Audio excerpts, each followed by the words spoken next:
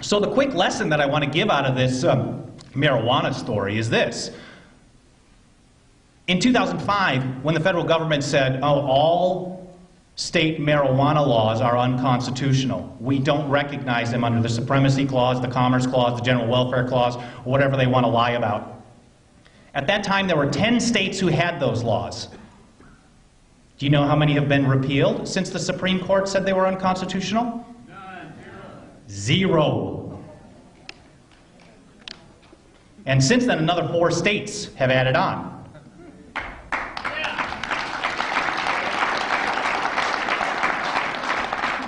I'm not trying to sell you guys on passing a medical marijuana law in Texas. I'm trying to give the lesson. This is the blueprint. The Supreme Court may have their opinion on Obamacare, but let them come and enforce it.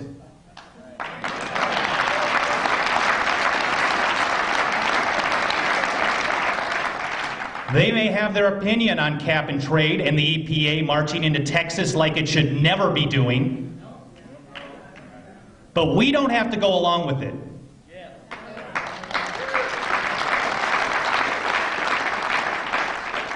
And if Texas does what she should be doing, which is following the Constitution every issue, every time, no exceptions, no excuses, she would say no to every federal gun law, she would say no to all the EPA, she would say no to all the Obamacare mandates, and maybe even the marijuana too. But the reality is, we don't need approval from the federal government to stand up for our rights. We need to stand up for them whether they want us to or not.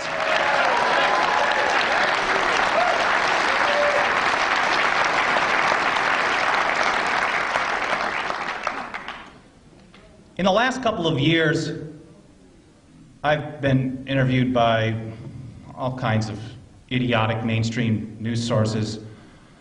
It doesn't matter if it's whether it's the New York Times or Bloomberg or CNN or any of these fools. They all ask the same question.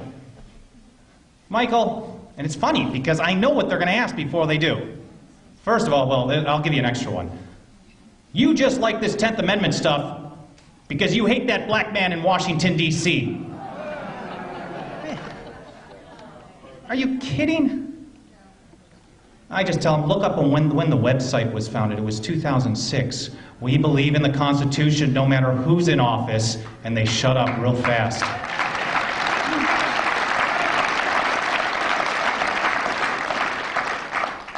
The other question they always ask is, Michael, what political party do you support?